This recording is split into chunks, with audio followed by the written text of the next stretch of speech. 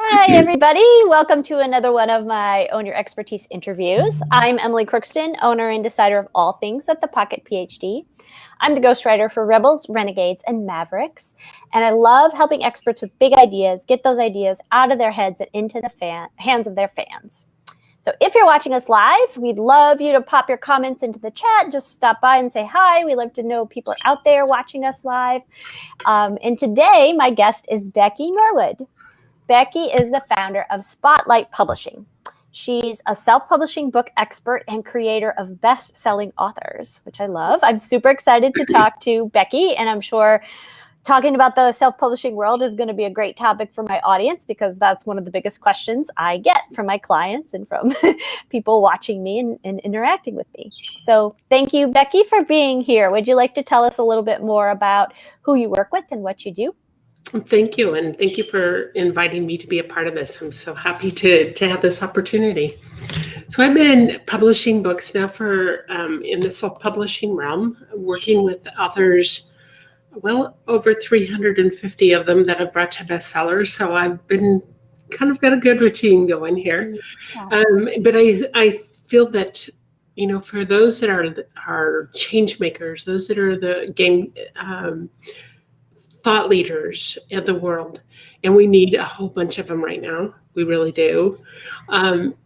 For us to get our message out, you're doing podcast, you're doing things like this. This is wonderful, and it's a wonderful tool. In fact, I do much the same, and I interview all my authors, and I also interview experts, so that my authors are well served with good content.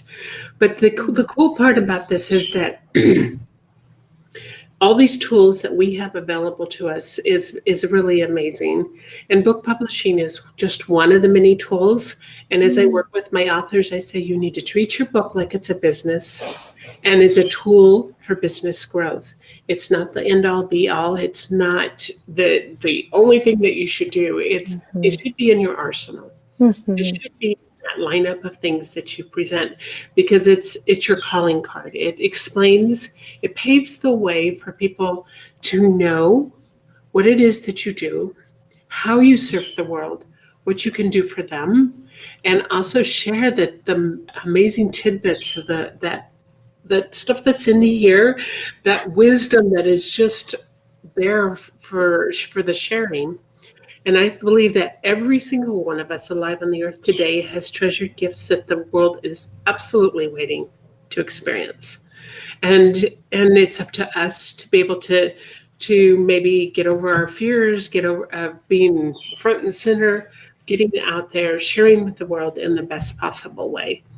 And so there's a lot of strategy. My book, I work with my authors as treating it as the overall big picture. Are you going to be speaking from stages? Do you have a course that goes with this? What could you do that would make this a really great experience for the reader? So I encourage them to do a series of short videos. And we take those videos, we upload them to, whether it's Vimeo or YouTube or wherever they are. And then use a QR code so that somebody only has to take and scan it with their phone, and they're able to really, you come to life teaching.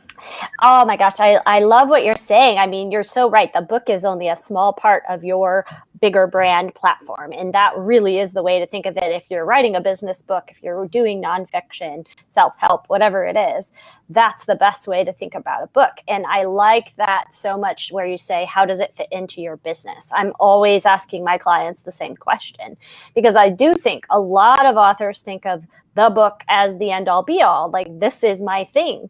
And it's so true that that's one way of quickly setting yourself up for failure with the book, right? If you're putting eggs into that basket, that's, not the best strategy, right? Well, I always say that being an author, even a number one best-selling author, is not the end all be all. it's wonderful. It's like having a diploma on the wall behind you. Right. But if you don't do anything with it, if you don't go out and market that book and talk about that book and use it as that tool, then it'll get lost in the cobwebs of cyberspace. Mm-hmm. But if you use it wisely and use it as a tool for business growth, you will see your business grow exponentially because people now know what to expect. But when you're going to do a book launch, you set up the infrastructure around it. You make sure you're list building. You make sure that you have links even in the book that people can get extra goodies.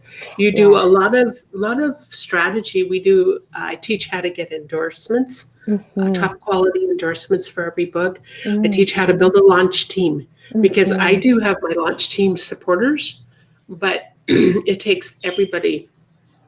It really takes those that know you, love you, and trust you to make sure that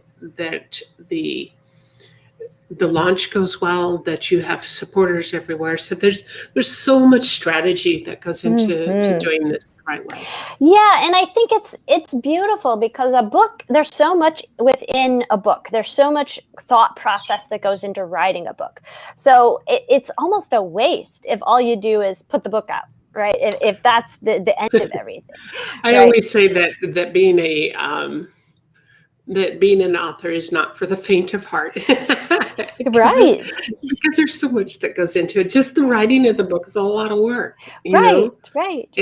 In fact, one of the things that I ask my authors to do before they ever send it out for editing, because I have a team of editors, I have the formatters, I have the book cover designers, and there's a lot of thought that goes into each of those.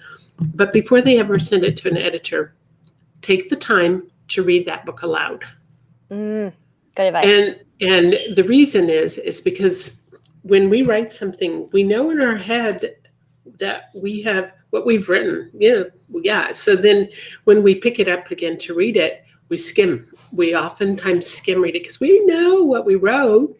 Right. And it's when you pick it up and you read it aloud, whether it's by yourself or in front of somebody else, that you're all of a sudden saying, oh my goodness, I missed some very valuable pieces. One of my authors said, do you know I said the same thing, the same story in 3 chapters?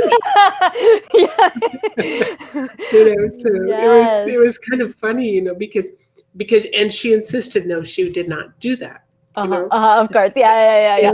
And so when she read it aloud, she was horrified. She was like, oh my goodness, I didn't realize I did that. Yeah, it's so interesting because it's true. Our brains supply words that are missing in our sentences because we know what it says, right? Right. And also, I definitely notice myself doing the skimming trick, even with like an article or a blog post. Like if I'm starting my editing of that draft that I've written, I will absolutely skip over the first paragraph where I know I've reread it 3 times. I don't need to read it again. But reading out loud, you're absolutely right, gives you a totally different perspective. Like listening today, I did an interview and he read, the bio online to introduce me, and listening to my bio, it was even like, oh, I wrote it to be I think read. I need to change it. yeah, exactly. I wrote it, my writing is better read in the brain than out loud sometimes if I'm not thinking in that mode. Right. And I think it's a really good point with authors that to read it out loud really brings a whole different meaning. Also, I like to tell people, take a break once you finish your first draft, right? Give it a couple of weeks at least, before you go back and start the editing process, because you'll see things after having that break in that perspective. Right. Very much. And then when you are in the writing mode, be sure that you set the tone for you to be productive with it, whether it's every day for half an hour or once a week for 2 hours, and no disturb, if you want to have diffuse oils, so you have good smells, nice music, or whatever it is that helps you to stay focused and concentrate. No disturbance, maybe there's, for people that have small children, maybe that's late in the evening or early in the morning. A designated time, because it is I know I have 3 authors right now that actually even paid me in full, and that's 3 years ago, and they still haven't got it done. Yep, You that know, sounds they're busy familiar. with life. Yeah. They're busy Yep. with life. They've got, one's a doctor, and one's a single mom with going to school, and there's Yeah. always life that gets in the way. Mhm. But that's where, with anything, if you're going to accomplish it, make sure you spend the time to um, dedicate your time to doing exactly that. And even Mhm. if it's only half an hour a day, then Yep. make sure that you put your concentration there. Yeah, that's so important. Having that ritual or figuring out what works for you when it comes to getting the writing done is super important. So, how do you advise authors in thinking about deadlines? That your story about the clients, being in it 3 years and trying to get it done. What do you advise them to think about that? I mean, does it make sense to say, okay, I'm going to have this book done in 6 months? The majority of my authors, we're in about a 6-month time frame, but Mm-hmm. I do, with all of my authors, I use a Trello board. Mm-hmm. They know exactly where everything is. It's linked with a calendar, so they know what I'm doing, what my team is doing. They know what's expected of them, because there's a lot of phases. Even after editing, when the book gets formatted, it Mm-hmm. takes all eyes on board. That's usually when you see the other things that were missed Yeah. in the editing stages. So, if you're I would say the vast majority of my authors work on a 6 to 9 month time frame, Uh-huh. and mostly because we want it to make sure the infrastructure, like you've got your landing pages, you've got your social media, your branding, your all those other things that need to be done, because it's not just I'm publishing a book, because it won't get found. There's so many books being published, and if you just publish a book, Right. it will stay lost unless you really have the marketing around it, have all the things that are necessary to keep it front and center and use Mm-hmm. it as a Mm-hmm. tool. And Mm-hmm. the other part of it is, I publish through 3 different platforms. Okay. I publish on Amazon, simply because Amazon is that go-to place, and it's there for. I'm able to get way more categories than people realize they can get, but it's a major search engine. Mm-hmm. So we have that strategy, and that's how I do the bestseller launches. Uh-huh. Then we publish to Ingram Spark, because Ingram gets it into the catalogs for the bookstores and the libraries. Very, very important. Yes. Mm-hmm. And they do get it into many different platforms. Not so much with Amazon. They say they do, but that doesn't always work that way. Mm-hmm. And then draft to digital for the digital book. Mm-hmm. So we on Amazon, it's the paperback and the Kindle version that we do, but then we take it out and make sure that it gets on all the other places that's where people are. Yeah, wherever people are, that's where you want your book to be. That makes perfect sense. I like that strategy a lot. I like Draft to Digital. I've used them, and of course Amazon. So, yeah, good to know those things. Really, really interesting, and I think really important that to have a strategy and to be marketing. I always emphasize this with my clients as well. You should start marketing as soon as you start writing your book. Right. And the minute you put pen to paper, it's time to start talking about it. You showcase your book covers. You talk. You can read aloud chapters of your book right on social media, and it's amazing. And doesn't mean that.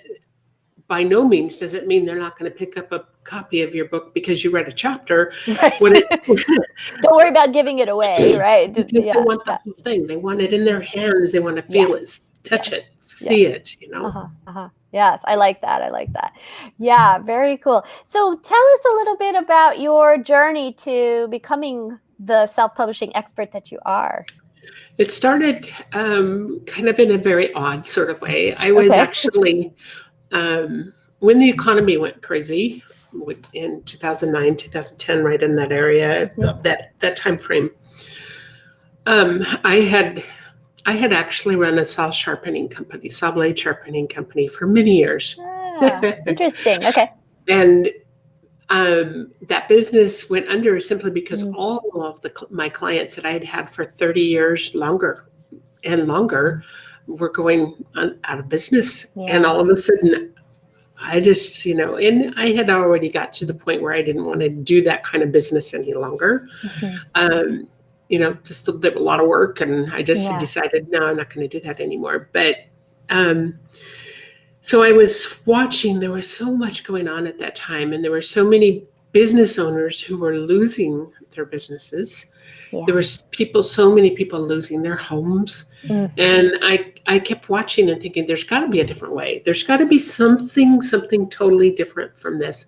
So I did a lot of research, and I started going back and forth from Phoenix area to San Diego for these classes by Mike Koenigs, an amazing leader, but he really knew about the different methods for marketing, especially at that time.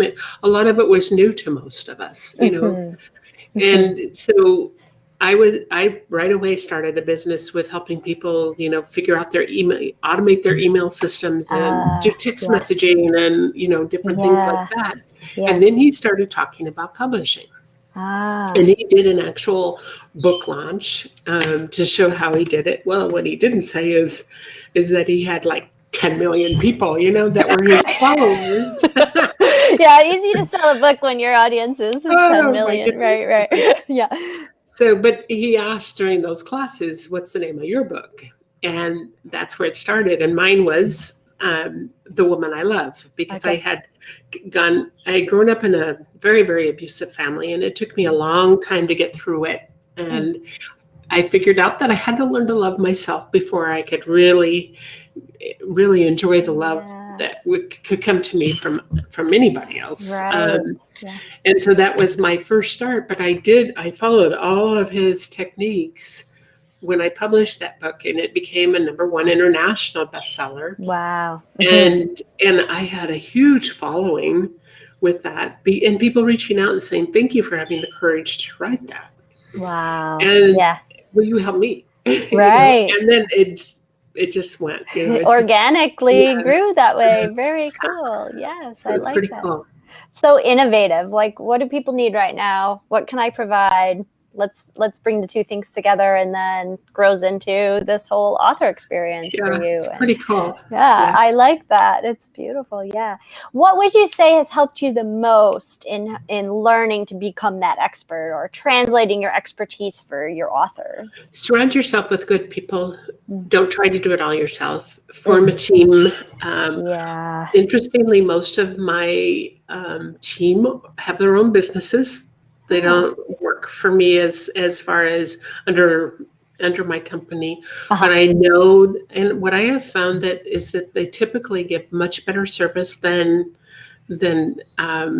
because that's all they do. Like my editors, that's what they do. That is my book cover designer. That's what she does. My website for people, and so they're experts in their niche. And so I work with a lot of affiliate, affiliate type of arrangements, joint venture type of things. And so I have the amazing offers, like for my press release person, she does an amazing job. So it just don't try to do it all yourself. Yeah. That's beautiful advice, because as we've been saying, right, writing a book in and of itself is enough. It's a lot. It is.